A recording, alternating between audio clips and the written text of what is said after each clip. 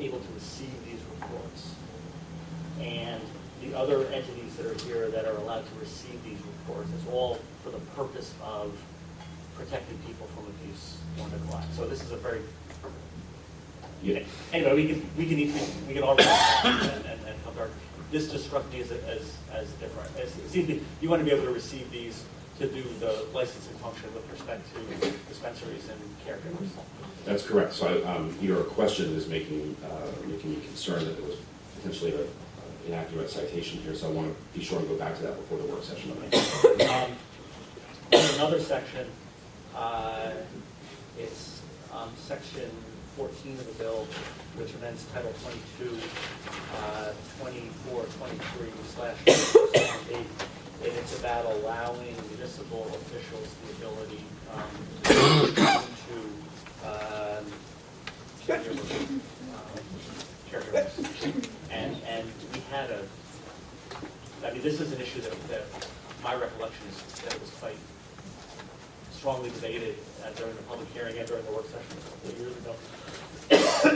and again, I just want to know why the department thinks it's important to bring this issue back to us at this late date. And the reason I remember is because 2 years ago was my bill, and the language that we ended up with was very, very carefully crafted to take care of concerns that caregivers had about municipal officials just showing that their homes and the places where they grow and get invited in. Yes. So at the time, as I recall the debate at that time, there was a desire of the committee to insert some language which would allow the municipalities to conduct their business, but it was late in the session, and I think there was a desire to move the bill forward without having to further debate that issue. Since that time, though, Representative Team, there have been several instances where we have had to work with municipalities around fires, where you're finding caregivers who don't want to assume the liability for cultivating on their own personal property, because if it is subject to federal seizure and their own personal property could be seized. So they're renting property or they're cultivating in factories that have been condominiumized or along those lines. So local municipalities and their fire departments and law enforcement have a significant interest in making sure that their local codes are being met. I agree with that. And so they have asked that this language be included. The department believes that the department believes actually that the act itself never intended to prevent municipalities from conducting their business. This seems, hearing that, one of the things I think we need to discuss in the work session is this language itself seems very broad. And it could almost be, if I was, again, remembering that we had a a lot of conversation around this issue a couple years ago. This looks a little bit like a blank check, because I'm distracted. So I think we need to have a conversation on that. How do we do that? And then, again, the issue that Representative Sanderson raised at the end of her testimony about the department having the ability to seek and receive attorney's fees and or costs. I mean, again, that seems a little bit different than what the power that the department has in other entities that licenses. Actually, this statute authorizes that authority to the Office of Attorney General. Yep. And so that is standard language that the Attorney General's office uses in many instances, and I'm happy to bring that forward. And in work session, there are specific examples of when that has been, that is not always sought, but there are specific examples when the nature of the violation and the requirements to seek injunction give rise to a desire to then have those fees covered. So when I think about other situations where the Attorney General on the end of the department seeks injunctive relief against entities that are licensed by the department, receivership actions and such, it'd be interesting for me to see whether that specific ability to seek court cost and attorney's fees is in those statutes. Happy to do that. Thank you. That's all for now. Thank you very much. Additional questions? Representative Burstein? Maybe Representative Debilitating spoke about this, but in that section about access to, I know we had a lot of testimony about timing and turning lights on at a certain time that would destroy people's plants. So I think we probably need to readdress that in here because I don't see that. So I just wanted to bring up that point. Additional questions? Seeing none? Thank you very much. Thanks, sir. All right, we will continue taking testimony in support of this bill.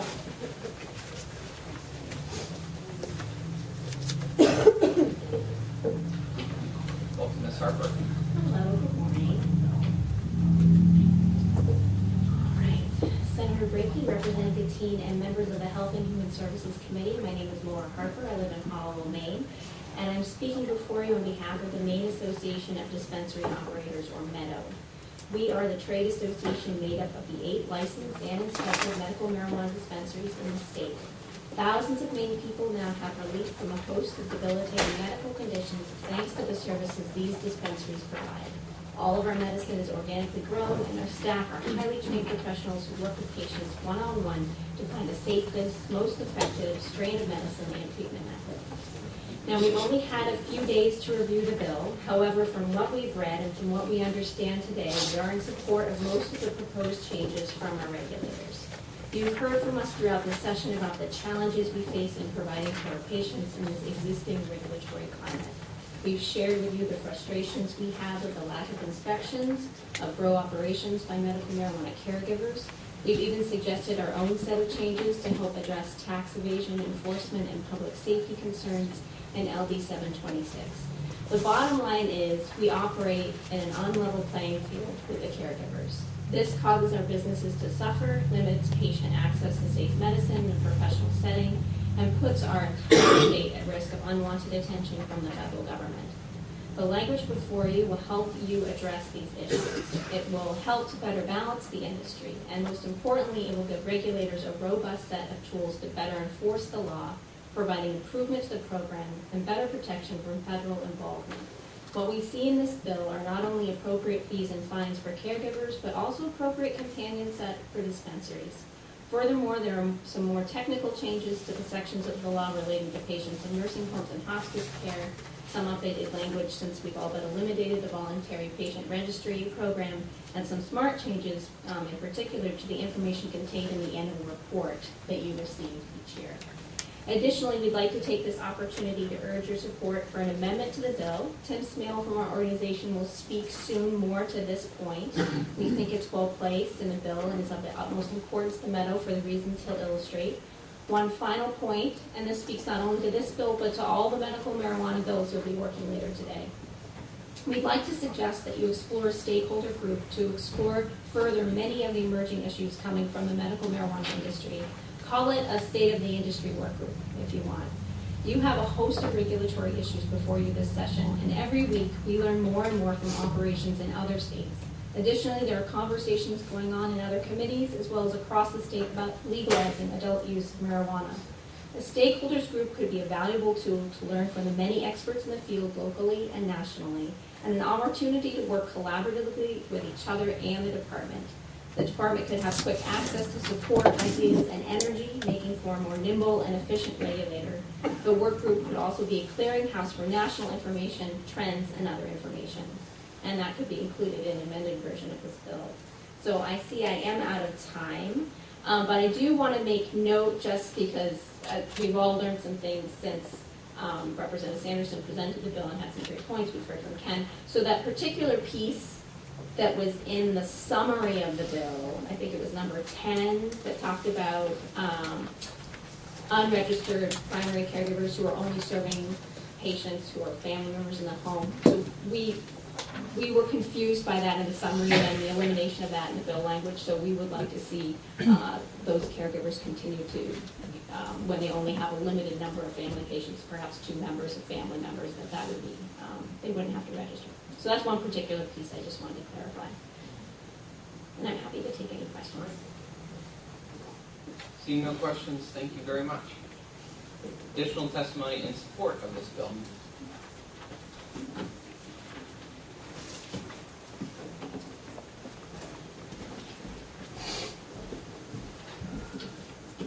Good morning, Senator Brakey, Representative Kateen, and members of the Health and Human Services Committee. My name is Tim Smale, and I live in Turner, Maine. I'm speaking to you today as president of the Maine Association of Dispensary Operators, or MEDAL. I'm also owner of one of Maine's licensed and regulated medical marijuana dispensaries, Remedy Compassion Center in Auburn. I'm also serving as chair of the American Herbal Products Association Cannabis Committees. I'm going to skip over some of the written testimony in the interest of time. MEDAL recommends that you amend LD 1392. The medical use of marijuana program as administered by the Department of Health and Human Services requires dispensaries to be nonprofit organizations. Nonprofits have a distribution constraint, which means that they use their surplus revenues to further achieve their purpose or mission, rather than distributing their surplus income to the organization's owners, or as profits or dividends. The decision to adopt a nonprofit legal structure brings favorable taxation implications, particularly where the nonprofit seeks federal and state income tax exemption, charitable status, among other benefits. While the goal of stipulating Maine's medical marijuana dispensaries that must operate as nonprofits is honorable for its intent, in practice it has become a financial noose around the necks of individuals who have founded them, financed them out of pocket, and now cannot reinvest, grow, or divest the operations. For the good of patients and dispensary operators, I urge you to consider an amendment to be made to change the status of Maine medical marijuana dispensaries to for-profit. There's many benefits to this change, none of which cause any financial considerations to the state. Dispensaries, though nonprofit in Maine, do not qualify as nonprofits under the federal IRS guidelines, and we pay taxes as any for-profit would, although much worse. Due to the unfair IRS Rule 280E, dispensaries are treated as illicit activities by the IRS and cannot deduct costs like other businesses, and we pay income tax rates as high as 70% of revenues. Caregivers, who control an estimated 70% of the medical marijuana business in Maine, are operated on a for-profit basis and have unfair advantages by not paying income taxes like dispensaries. Many illegal collectives do more volume than dispensaries and are rolling in cash when we dispensary operators worry about what the future holds and if we'll ever prosper. It is unfair to hold one side of the market to a different standard than the other. Operating as for-profit dispensaries helps dispensary operators, most of which are private individuals. It helps us pay down our loans, stay solvent, because there's no bankruptcy protection afforded for marijuana businesses. If we go under, our personal assets like homes, cars, and retirement accounts are at risk. As a nonprofit, it's difficult, if not impossible, to capitalize the business, to remain current with best business practices, build out for growth, and meet the highest possible quality of standard and safety, because we can only give low-interest loans instead of equity. Who wants to invest in a business for low returns that carries both the risk of imprisonment or the death penalty? For-profit status helps us attract investors who can help us continue to grow our infrastructure and add more lights and equipment and grow more plants to keep up with increasing demand. We can hire more people, improve security, and enable us to start a delivery program to compete with caregivers, many of which you deliver today. No individual dispensary operator has the funding needed to grow at this point. And if we did, none are willing to invest more of their personal funds when we still have no protections after 5 years since founding our companies. We still have no bankruptcy protection. We still face the death penalty for the amount of cannabis we've grown and sold. We still have leases and contracts personally, and all that we own is at risk for seizure by the federal government at any moment. Dispensaries do not receive any benefit whatsoever operating as not-for-profits, neither tax advantages nor the ability to attract capital to grow our facilities and reinvest into equipment and staff. Dispensary owners in Maine are mostly individuals who have invested their own private funds, life savings, 401k plans, and pledged personal assets to open and operate dispensaries. We were precluded from obtaining money from traditional financing sources and forced to use our own resources. Many hope to pay back their investment into their individual accounts in order to become financially secure and perhaps create a retirement future in years to come. Surely the voters and legislature in Maine did not anticipate the situation that we individuals, who are dispensary owners, are placed in by having our personal fortunes tied up in a facility that limits our ability to recoup any real investment. Although allowing dispensaries a for-profit status allows these rights that any business owner has to capitalize, to grow the business, and someday perhaps even to sell a portion or all of it in order to retire. Please use this opportunity to address this and change our dispensary status to for-profit by amending this. Thank you for your time, and I'm happy to answer any questions that you might have. Thank you very much. I'll just say, I know you're not a personally constituent of mine, but I appreciate your business as a constituent of mine. So thank you for being here, and it was great to take a tour of your facility earlier this year. Any questions? Senator Haskell. Thank you, and it may be in some of your testimony, but in other states, are dispensaries for-profit, non-profit? I can get back to you on that. I think for the most part, we find that the state legislators, where there are laws, have made them not-for-profit in the interest of making it more palatable to the public. Thanks. Representative Stuckey. Thanks, Senator. How many dispensaries are there? There's 8 dispensaries, licensed And dispensaries. in the how many state. of them are individually owned by one individual? Only one company is owned by a corporation, the Wellness Connection of Maine. And how many dispensaries do they have? They have 4 locations. Thanks. Well, One question I have, comparatively to, I don't know if you know this compared to other states, the amount of dispensaries we have in Maine versus other states like with dispensary-based medical marijuana programs, is the amount of dispensaries we have versus other states, how does that compare? actually, I think for the population, we have about what the other states might have. Rhode Island has 3 dispensaries. I believe Connecticut only has 3 dispensaries. Maine with 8 dispensaries serving 1 million adults probably has a few more. There's other states though that have dispensary-like businesses, but they're not licensed by the state as dispensaries. And they're more like collectives or caregivers, and in those states they have quite a few more locations. Okay. Representative Burstein? Thank you, Senator. You mentioned twice in your testimony death penalty? Yes. Can you explain When we first opened our businesses, we were subject to a 40-year minimum minimum sentence by the federal government. When you sell a certain amount of cannabis, the laws changed, and you no longer are subject to 40-year minimum. You're now to death penalty status. So it is possible for an individual or a company to get into that status, and many of our businesses do that. What the government does is they look at it over time, not over a 1-year period or a 1-month period, but over the past 4 or 5 years since we've been in existence, they've looked at all that. You're welcome. I'll say I certainly hope the federal government does not enforce that. We do too, and by the nature of the activities by the legislature, you have protected us. Thank you. Any additional questions? Seeing none, thank you very much. Additional testimony in support of this bill. One last call, testimony in support. Seeing no more testimony in support, we'll move to testimony in opposition to this bill. Testimony in opposition.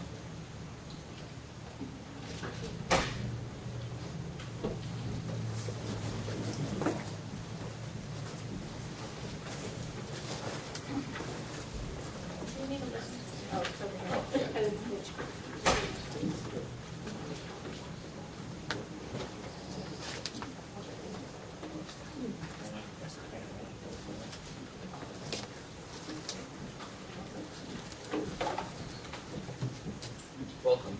Thank you. Good morning. My name is Susan Meehan from Auburn.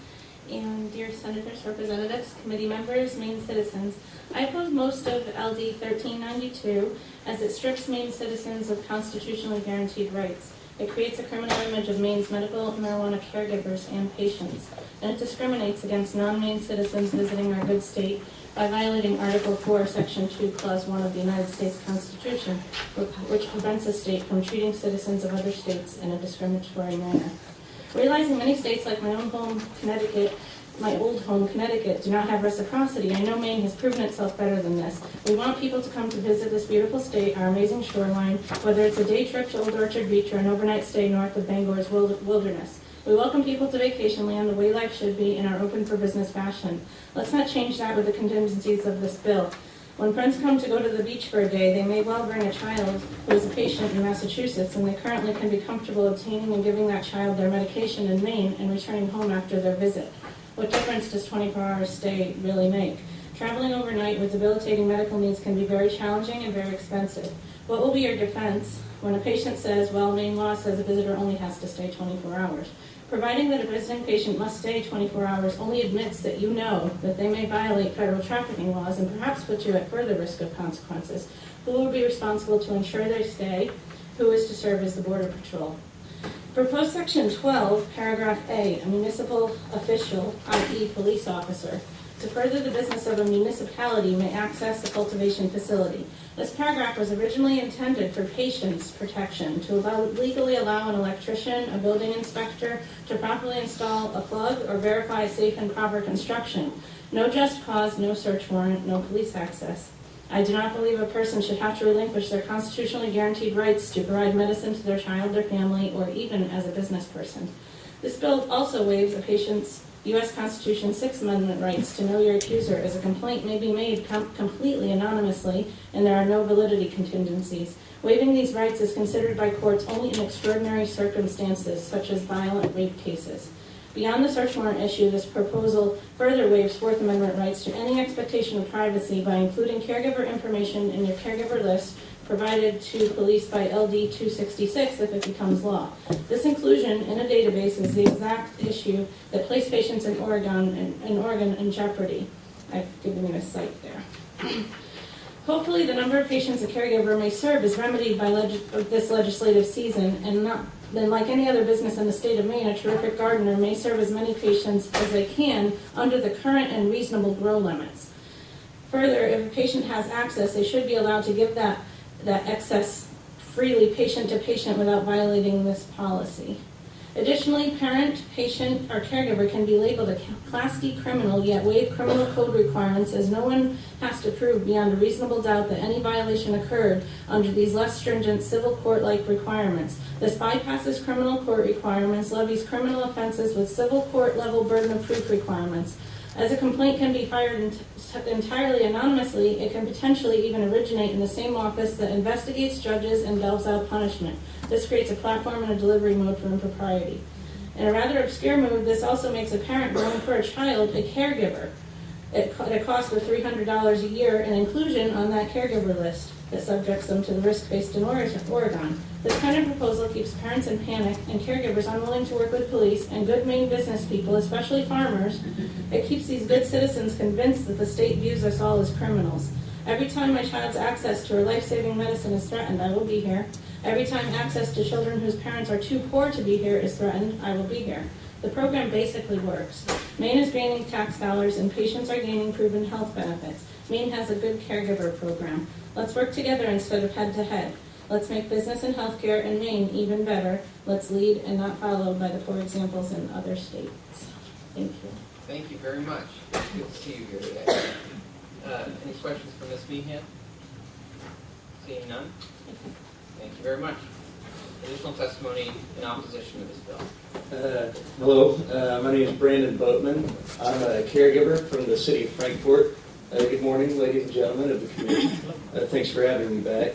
I guess I'd like to start off with, I guess I'm kind of tired of hearing dispensaries kind of whine like we have some sort of advantages and they want to talk about equality and fairness.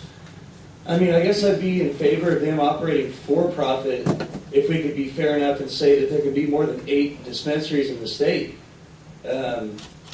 I guess I could sit here in my soapbox and complain maybe I'd like to become a dispensary owner one day, but that's not really allowed under the law. I guess that's not really part of this bill right here, but neither is adding an amendment to make dispensaries for profit either. Anyways, just get back on the topic right here. The eliminating donations to patients that aren't signing up to you is really just ridiculous for any number of reasons. If I'm trying to find a patient, or I guess you'd call it a customer, my favorite thing to do is give them a sample of my medicine. If they provide a card that shows they can have it, I give them a sample for free, so they can tell whether they want it, whether my product's quality, if it helps their condition. If I'm unable to give them a sample of my product, and we have to sign a paper just for them to try it to see if they want to purchase from me, that's not fair from a consumer point of view. Another thing is, we discussed this last week, that there's only like 2 ways to get rid of our excess medicine legally as caregivers. We have to either destroy it, throw it away, and it's gone off the earth, don't do anybody any good, or we can give it away for free to people who might need it, whether they're signed up to us or not. And this kind of eliminates a very important outlet for quality access medicine. And I just asked the question, how does this improve patient access to medicine? And the answer is it doesn't. Another thing, the 2.5 ounces of marijuana every 15 days sounds all right, if somebody's relieving pain by smoking, vaporizing, something like that. But for true cancer treatments, we take the herb and make a concentrated oil out of it. Now, out of about an ounce of marijuana, you get roughly about 3 grams of concentrated oil. I've heard people using anywhere from 3 to 5 grams a day as a suppository for cancer treatments. Now, that is a lot more than 2.5 ounces every 15 days, and I promise you these people aren't getting high or feeling anything off of these cancer treatments, either orally, suppository, or otherwise. And just, limiting, you just got to remember, not everybody's smoking this stuff, and its medicinal purposes come a lot from the concentrates. And so that's an important thing to keep in mind when we're making rules and regulations. But, and just to touch on the fines really quick, it's just really, really excessive, and it's just, it's not even really clear what would constitute a violation, and that's one thing that concerns me. The department kind of has a history of implementing rules that haven't been voted on by our representatives, just kind of on a whim. So we need to know what's expected of us, especially if there's to be really heavy fines and perhaps even criminal charges that come along with it. And a preponderance of evidence is not sufficient to prove a Class B crime. I think there's a constitutional issue. You need, to be proven beyond a reasonable doubt, really, not just a preponderance of evidence. If criminal charges could be a possibility. I see my time is up. So thank you guys for having me here. Thank you very much for being here again today. Okay, I appreciate it. Still taking testimony in opposition.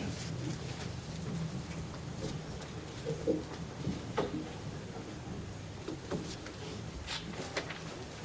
morning, Ms. Bellows. How are you? Good morning, Representative Gatine and members of the Joint Standing Committee on Health and Human Services.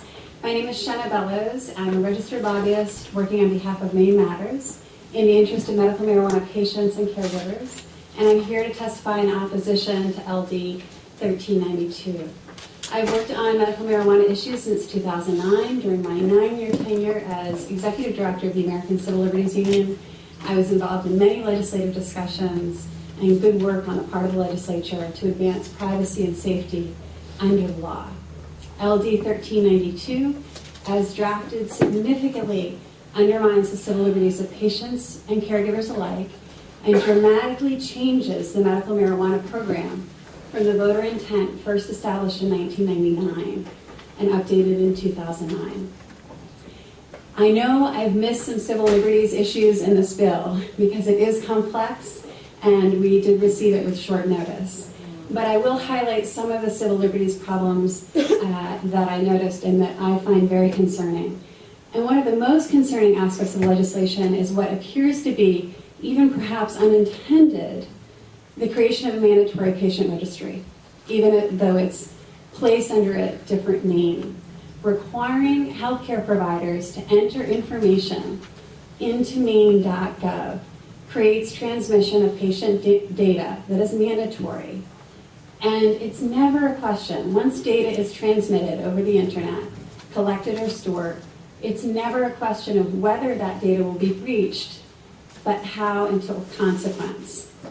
The department has alleged at public hearings 2 weeks ago and then today that they're not, in fact, collecting that data. That sounds comforting, but it strains credulity.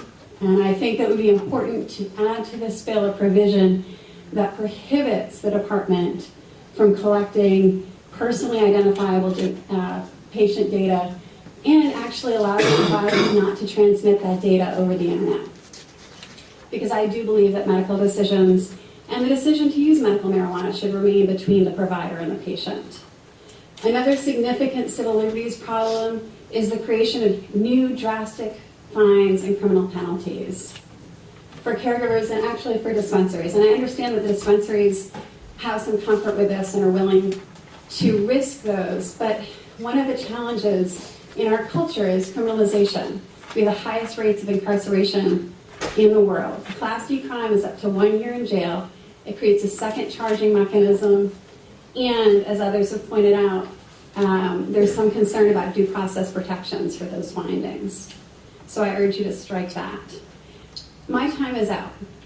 There is longer testimony here, but I will just say If you that... just hit a couple of highlights, Ms. Bells, that would be fine. Oh, thank you so much. And we can ask questions also. Absolutely. I will just end with this. This bill essentially overturns the caregiver model by requiring all caregivers to register. And I don't believe that was the voter intent in 1999 or 2009. Keep in mind that family members and household members have been growing safely for people within their household since 1999. So that repeal of those three measures and requiring mandatory caregiver registration, I think, would really harm low-income patients and caregivers in particular. But I don't think that this caregiver dispensary competition need breed bad will or onerous regulations. Thank you. Thank you very much. Representative Hyman. My question is, do you have anything else to say? But we have a long day. We have a very long day in front of you, and you've already talked about Title 16. I would urge you just to drop that. I don't really think this committee wants to deal with access to intelligence and investigative information, which is highly sensitive information and opens a huge can of worms. Thank you.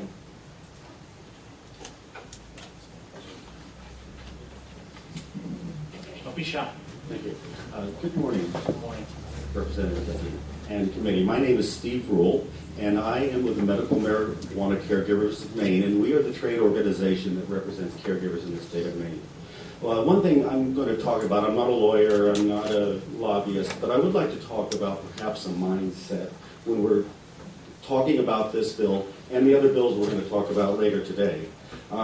As you'll recall, there was a report issued at the last public hearing that showed that Maine has the best medical marijuana law in the country as it is in terms of balancing regulations with access for patients. We get the highest ratings in the country. Other states are calling us and saying, what are you guys doing right? So as we go through this today, I want to make sure that we don't get ourselves in a situation where they're no longer going to call us and we're no longer going to be the leaders in the country. We have to be careful about being too restrictive. We have a really good balance now. It was brought to us by the citizens, and it's very thoughtful and good legislation. Caregivers are leading the way in Maine's medical marijuana program. I think someone earlier said we provide approximately 70% of the medicine to the patients. So be careful. We need to think about, we have this good law. Do we need significant changes? Caregivers, when we think about this, caregivers are farmers running small businesses, serving sick people. We are not criminals. And when I read this legislation, it seems like there's this mindset that we are criminals, and we're not. We are good small businesses. We have started more small businesses in the state of Maine than any other group in the last 2 years. Do we need some regulation? You bet we do. All businesses do, but they cannot be, they need to be reasonable regulations, not intentionally over harsh regulations, just because another group feels that we need it, okay? And going to taxes, someone earlier said caregivers don't pay taxes. That's incorrect. We pay federal income taxes, we pay state income taxes. The gray area is a sales tax because the current law does not require caregivers to pay sales tax. We'd like to see that clarified one way or the other. But to say that caregivers are not paying taxes is patently wrong. Okay, we do. I pay taxes. You have to, otherwise you're in violation of tax law, of federal and state tax law. And then, so again, just keep in mind that we are good small businesses. Another thing, my concern about this bill is there was little stakeholder input. I would like to see when these big omnibus bills, type bills come out, that caregivers be consulted as allies rather than someone, again, we feel like we're treated like criminals. So I'm going to let other folks go through the specific points, but again, just think about what we're trying to regulate today. All right. Thank you much. Thank you very much. Senator Haskell. I'm interested in the taxation piece. I appreciate your comments, thank you very much. You're welcome. When you file taxes, you fill out a business form then on your taxes. Well, yes, my accountant does it, yes. Yeah, your accountant Right. fills that out. And there needs to be a category. Are they using like a horticultural category? What are they using? Well, under federal income tax, I don't think there has to be that, or state income tax. Sales tax requires that, okay? But caregivers under the current law are not required to pay sales tax. Okay, And so you just put the it's name just of business the name income. of the small business. That's and right, it's no- just no business, type- yeah, just business income. Yeah. Thank you. You're welcome. Seeing no additional questions, thank you very much. You're welcome. Additional testimony in opposition to this bill? Good morning.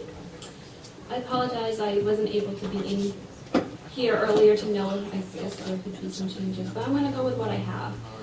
Good morning, Senator Brakey, Representative Gatine, and members of the DHH committee. I oppose LD 1392. My name is Samantha Brown, I'm from South Berwick, and I'm also an advocate for Maine Children's Cannabis Therapy. I have to say I'm quite frustrated this morning, frantically trying to figure out plans late last night, deciding to drag my 3-year-old who could possibly have a bad seizure any minute from her farmer withdrawal, or lose a full day's pay of our only much-needed much-needed income from Dad to travel 2 hours to protect our rights from this ridiculous control. I am my daughter's caregiver. According to this bill, I must now register with the state and follow all the laws that govern business